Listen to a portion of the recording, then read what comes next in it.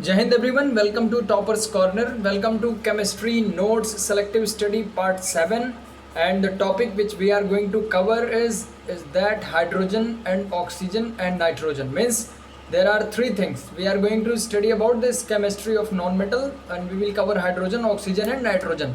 ये बहुत ही important topic है तीनों. इनमें से हर बार एनडीए में कम से कम 3 से 4 क्वेश्चन हर बार फंसते हैं और आते हैं. ठीक है, हर बार मिनिमम 2 क्वेश्चन, मैक्सिमम 4 क्वेश्चन इसके आने ही आने हैं. So this is the 7th video of this series which we are releasing for NDA, XY group, navy, AA, SSR exams. Okay, let's begin without wasting any time. तो hydrogen के बारे में हम स्टार्ट करते हैं पढ़ना. भैया हाइड्रोजन क्या है? We are going to start selective study, so please don't expect from me that I should explain each and everything in detail. तो हम सेलेक्टिव स्टडी करेंगे क्योंकि we are preparing for defence exam.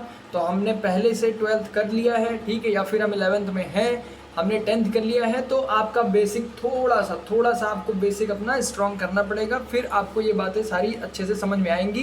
Please note it down carefully and make a simple note so that during exam you can easily revise. ठीक है, आगे चलते हैं. Hydrogen में भाई क्या क्या बता रहा है यहाँ पर? Single hydrogen atom is unstable, it exist in H2 form in the atmosphere. मतलब सिंगल हाइड्रोजन एटम अनस्टेबल होता है और जब भी हाइड्रोजन एग्जिस्ट करता है तो कैसे एग्जिस्ट करता है? डाई हाइड्रोजन, यानी डाई एटोमिक. ठीक है, इसको हम क्या बोलते हैं? Di hydrogen. अब इंपॉर्टेंट चीज़ें ये हैं कि हम प्रिपरेशन ऑफ हाइड्रोजन के बारे में पढ़ेंगे. There are 2 methods to prepare the hydrogen. Number 1 is laboratory method and another is industrial method. So let's see laboratory method. अब लैब में हम हाइड्रोजन को कैसे बनाएंगे? It can be prepared by the action of dilute H2SO4 on zinc. मतलब अगर हम zinc के साथ H2SO4 को रिएक्ट कराते हैं तब हमें क्या मिल जाएगा भैया? हाइड्रोजन मिल जाएगा. क्योंकि हमने एक प्रॉपर्टी पढ़ी होगी, जरा गौर करना कि भाई metal when react with acid it always releases hydrogen. तो उस वाली प्रॉपर्टी से यहाँ पर देखिए जिंक को H2SO4 के साथ हमने रिएक्ट कराया, ZnSO4 और H2 निकल के आ गया. ठीक है, नाउ लेट अस सी इंडस्ट्रियल मेथड. इंडस्ट्रियल मेथड में हम पढ़ेंगे 3 मेथड. ठीक है, so the first one is by electrolysis of water, second one is hydrocarbon steam process and third one is Bose process. Bose process बहुत important है. ठीक है, ये बहुत बार पूछा जाता है एनडीए में. अब इसका क्या पूछा जाता है that I will tell, but let's see this. by electrolysis of water, hydrogen prepared by this method is highly pure. इस मेथड से जो हाइड्रोजन बनती है वो बहुत ज़्यादा प्योर होती है. तो पूछा जाएगा कि भैया कौन सा मेथड है जिससे हाइड्रोजन बनती है तो प्योर निकलती है? तो कौन सा मेथड भैया? Electrolysis method. ठीक है, इलेक्ट्रोलिसिस ऑफ वाटर करा के. इसका फॉर्मूला सबको पता है, H2O. अब ये जब रिएक्ट करेगा, डिकम्पोज होगा, तब ये क्या आएगा? H2 और O2 में. ठीक है, H2 is collected at the cathode. ये इंपॉर्टेंट है. H2 को कहाँ पर कलेक्ट किया जाता है? कैथोड पर. ठीक है, ये आप अपनी अगर क्लास 10th की बुक में रेफ़र करेंगे या फिर क्लास 11th की बुक में रेफ़र करेंगे तो आपको ये आसानी से फिगर मिल जाएगा, डायग्राम मिल जाएगा, जहाँ पर हम क्या करते हैं? 2 टेस्ट ट्यूब लेते हैं. ठीक है, और जो हमारा जो है हाइड्रोजन होता है वो कैथोड पर कलेक्ट होता है. ये हमें पता होना चाहिए. ठीक है, so hydrocarbon steam process. Hydrogen is prepared by the action of steam on the hydrocarbon. मतलब भैया अगर हाइड्रोकार्बन है उस पर हमने स्टीम लगा दिया, स्टीम मतलब H2O, ठीक है, और हीट कर दिया, ठीक, तभी हमें क्या मिलेगा? स्टीम ऑलवेज गर्म ही होती है, तो उसकी हीट की वजह से हमें क्या मिल गया यहाँ पर? कार्बन मोनोऑक्साइड और H2. मतलब हमें क्या मिल गया? हाइड्रोजन मिल गया, जो हमें चाहिए था. इंपॉर्टेंट. ठीक है, अब आगे आते हैं बोश प्रोसेस. भैया बोश प्रोसेस बहुत इंपॉर्टेंट है आपके लिए. उसका ये इंपॉर्टेंट है Fe2O3 Cr2O3. ठीक है, बोश प्रोसेस में ये पूछेगा कि बोश प्रोसेस में कौन सा कैटलिस्ट यूज़ होता है. तो कैटलिस्ट 1, 2, 3, 4 ऑप्शन रहेंगे. आपको जहाँ भी ये दिख जाए, ठीक है, Fe2O3 Cr2O3, बस फटाफट आप टिक करो, आगे बढ़ो. इसके बारे में कुछ भी नहीं सोचना है. ठीक है, बट मैं समझा देता हूँ. बोश प्रोसेस में हाइड्रोजन, ठीक है, कार्बन मोनोऑक्साइड और H2O अगर हम रिएक्ट कराते हैं तो वो कार्बन डाइऑक्साइड और H2 देता है. और इसकी हीट याद रखना है कि भाई कितना हीट करते हैं इसे? 773 केल्विन तक इसे हम हीट करते हैं. ठीक है, ओके, आगे बढ़ते हैं हम. Chemical properties of the dihydrogen. Dihydrogen की केमिकल प्रॉपर्टीज़ क्या क्या हैं? तो देखते हैं. Action with the metal. Metal के साथ डाई हाइड्रोजन कैसे रिएक्ट करता है? Metal absorb large volume of hydrogen on their surface, this property is called oscillation, this property is called occlusion. Occlusion इस प्रॉपर्टी क्या कहते हैं? ऑक्लूशन कहते हैं। ये इंपॉर्टेंट है, ये आपको याद होना चाहिए कि भैया जो मेटल है वो बहुत ज़्यादा वॉल्यूम में हाइड्रोजन को एब्जॉर्ब करता है और इस प्रॉपर्टी को ऑक्लूशन कहते हैं। Reaction with the non metal, non metal के साथ इसका रिएक्शन कैसा है? Reactivity of halogen with H2 decreases in the given manner, मतलब जो रिएक्टिविटी है हैलोजन की, हैलोजन मतलब जो 17 ग्रुप है, आप नीचे देखिए, ठीक है, FCl Br यानी फ्लोरीन, क्लोरीन, ब्रोमीन, ठीक है। तो इस वाले ग्रुप में जो जितने भी यहाँ पर एलिमेंट्स हैं, आयोडीन हो गया, ठीक है, तो इसमें क्या है भैया, जब इसकी वो क्या नाम, इस तरह से इसकी जब इलेक्ट्रोनेगेटिव जैसे हम नीचे जाते हैं वैसे वैसे जो reaction with metal, reaction with non metal होता है, उसकी जो मतलब उसकी जो कैपेबिलिटी होती है वो कम होती चली। जैसे F2 बहुत ज़्यादा रिएक्ट कर सकता है, Cl2 कम रिएक्ट कर सकता है, Br2 और कम रिएक्ट कर सकता है, I2 बहुत ही कम रिएक्ट कर सकता है, ठीक है। तो नीचे की तरफ ये क्या हो रहा है? घट रहा है, ठीक। अब आगे आते हैं, तो अब पता चल गया कि हाइड्रोजन किसके साथ, किस तरह हैलोजन के साथ कैसे रिएक्ट करता है। मतलब ऊपर वाले हैलोजन के साथ बहुत ज़्यादा रेडिली रिएक्ट करेगा, इसके साथ हल्के से रिएक्ट करेगा, इसके साथ कम रिएक्ट करेगा, इसके साथ और कम रिएक्ट करेगा, ठीक है। तो reaction with the unsaturated hydrocarbon, अब अनसैचुरेटेड हाइड्रोकार्बन की हम बात करते हैं। It is used in the hydrogenation और हार्डनिंग ऑफ द ऑयल, ये आपको पता होना चाहिए कि जो H2 है उससे हम क्या करते हैं? ऑयल की हार्डनिंग कराते हैं, ठीक है, इससे हाइड्रोजनेशन करते हैं। तो भैया जो भी सॉलिड फैट बनता है, डालडा बनता है, ये सब इस हाइड्रोजनेशन के प्रोसेस से ही बनता है, ठीक है। अनसैचुरेटेड फैट के साथ रिएक्ट करके उसे हम सैचुरेटेड करते हैं। तो भैया क्या है? Dihydrogen is passed through the oil at 473 kelvin in presence of the catalyst to form the solid fat. इसका ये टेम्परेचर इंपॉर्टेंट है, आप 2 बार बोलो, 473 या 473, आपको याद हो जाएगा जैसे दिखेगा, ठीक है। और जो इम्पोर्टेंट है वो कैटलिस्ट का नाम है कि भैया जब हाइड्रोजनेशन कराते हैं या फिर जब किसी प्रोसेस कराते हैं डालडा का, घी का, तो हमेशा जो कैटलिस्ट यूज होता है दैट इज निकल, और जो टेम्परेचर है वो मैं बता ही चुका हूँ 473 केल्विन, ठीक है। तो ghee and Dalda are prepared by this process, okay. आगे आते हैं भैया, हमने हाइड्रोजन को पूरी तरह से गिरा दिया है, अब हम आगे बढ़ चुके हैं ऑक्सीजन की तरफ।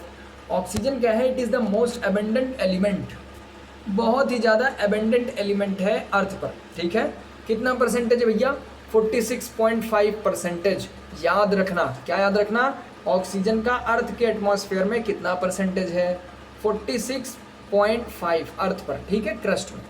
It is discovered by Carl Scheele and Joseph priestly.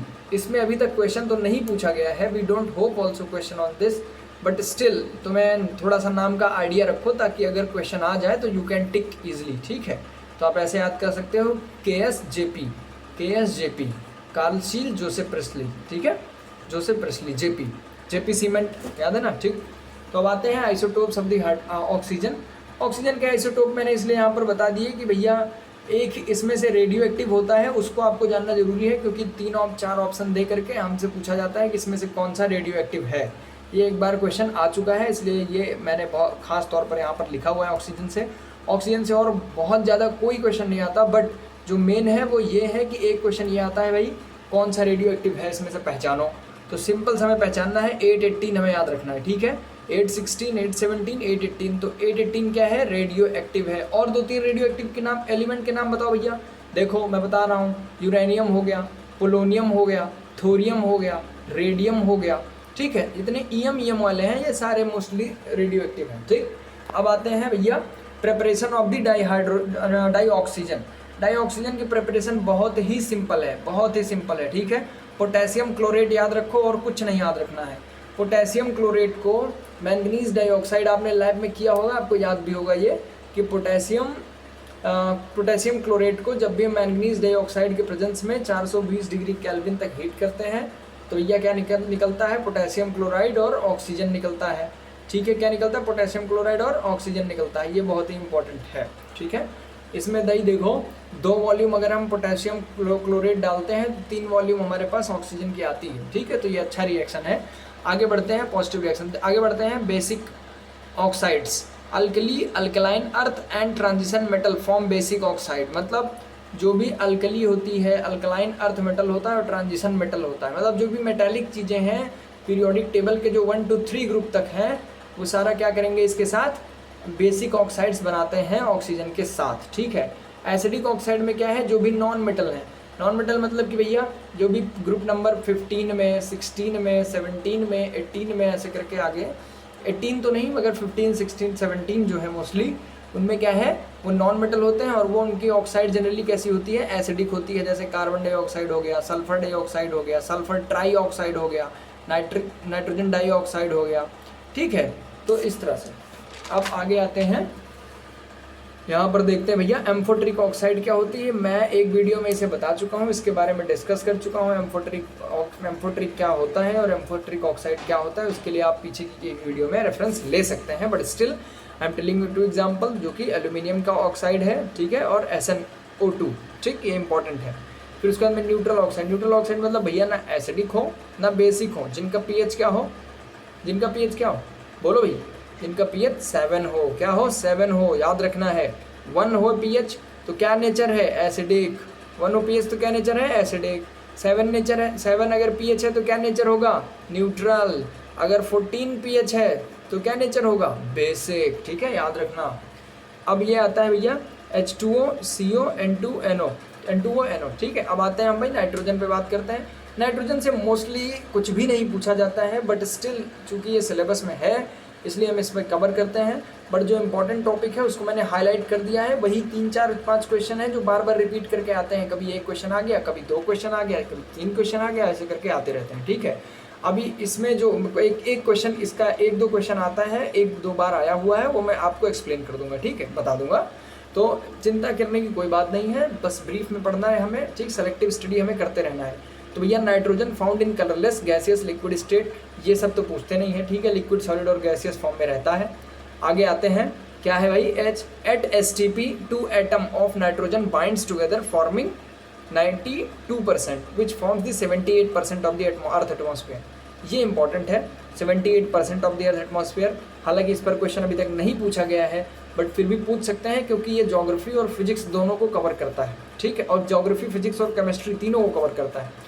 आगे आते हैं भैया, N occur in all organism in amino acid in nucleic acid, मतलब ये DNA में भी होता है, RNA में भी होता है। DNA di nucleic acid, ribonucleic acid, RNA पढ़ा होगा आपने, क्लास 10th में पढ़ा होगा, ठीक है, इट इज सिंपल।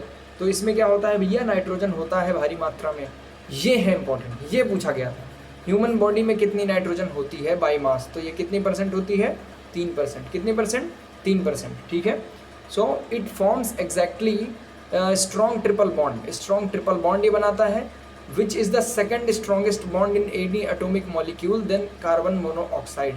इससे हमें 2 बातें पता चली कि भैया जो सबसे ज़्यादा स्ट्रॉन्गेस्ट बॉन्ड है अपने केमिस्ट्री के हिस्ट्री में या मिस्ट्री में, वो है कार्बन मोनोऑक्साइड का, और जो फर्स्ट नंबर पे, जो दूसरे नंबर पे स्ट्रॉन्ग है वो है एन का ट्रिपल बॉन्ड, ठीक है, N और N का ट्रिपल बॉन्ड। ये पूछा जाता है NDA के एग्जाम में, ठीक है। 2-3 आपको दे देंगे, जैसे कि N2 दे दिया, O2 दे दिया, CO दे दिया, CO2 दे दिया, बोलेंगे कौन सा सबसे ज़्यादा स्ट्रॉन्गेस्ट बॉन्ड है इसमें, तो अगर आपको पता होगा तो आप बता दो कि भैया कार्बन मोनोऑक्साइड है, समझ गए। अच्छा, अब आगे आते हैं, in case hardening of steel, इसका इस्तेमाल, इन केस हार्डनिंग, स्टील की केस हार्डनिंग मतलब अगर कोई स्टील का हमारे पास ऐसे क्यूब है तो हम इसको इस तरह से हार्ड करें कि इसका ऊपर वाला सरफेस तो हार्ड हो जाए मगर अंदर ये सॉफ्ट बच जाए, तो इससे क्या होगा, अंदर झटका कम लगेगा और ऊपर से कितना भी प्रेशर हम बियर कर सकते हैं इस पर, ठीक है। तो यह in manufacturing of steel, steel बनाने में काम आता है। Use is the refrigerant in the liquid state, ये भी इंपॉर्टेंट है। अगर ऑप्शन में क्वेश्चन पूछा गया है कि इनमें से कौन सा रेफ्रिजरेंट है लिक्विड स्टेट में, और ऑप्शन में नाइट्रोजन दिया हुआ है, तो you will have two tick. देखो 3 ही क्वेश्चन है, 1, 2, 3, इन्हीं 3 में से बार बार घुमा करके यूपीएससी आपसे पूछता रहता है, बेवकूफ़ बनाता रहता है, ठीक है। अगर आप प्रीवियस ईयर पढ़ रहे हैं, दैट इज़ बाइबल, अगर आप बाइबल पढ़ रहे हैं, मेरी नोट्स पढ़ रहे हैं, ठीक है, मेरी बातें मान रहे हैं, तो केमिस्ट्री के लिए आपको कहीं से पढ़ना नहीं पड़ेगा। फिजिक्स की सीरीज़ आगे रिलीज़ करूँगा, उसके लिए आपको कहीं से पढ़ना नहीं पड़ेगा, निश्चिंत रहिए, बस एग्जाम में जाइए, टिक करिए और आइए, every answer will be correct, okay, you will hit for sure, I am sure, ठीक है, I will insure it. So in next part, in next video we will study about the important chemical compound, ठीक है। Important chemical compound पढ़ेंगे, उसमें से भी कुछ question, जिस तरह से ये टॉपिक था हमारा हाइड्रोजन, ऑक्सीजन और नाइट्रोजन, सेम वो भी टॉपिक है, वैसे ही मैं कुछ चीज़ें बताऊंगा आपको इंपॉर्टेंट, जो हर बार रिपीट हो करके पूछी जा रही हैं, ठीक है। So you will be able to learn and you will be able to qualify NDA in first attempt itself. Okay, so thanks for watching. This is SK Misra here, and my email is skmisra5102@gmail.com. If you are interested in reading articles, ठीक है, for your SSB exams, then you can visit my website, that is hitforsure.blogspot.com, and read from there. You can join our Facebook group also, that is Hit for Sure. Okay, so share this, please share, like and subscribe this video. Thank you. जय Hind and जय भारत।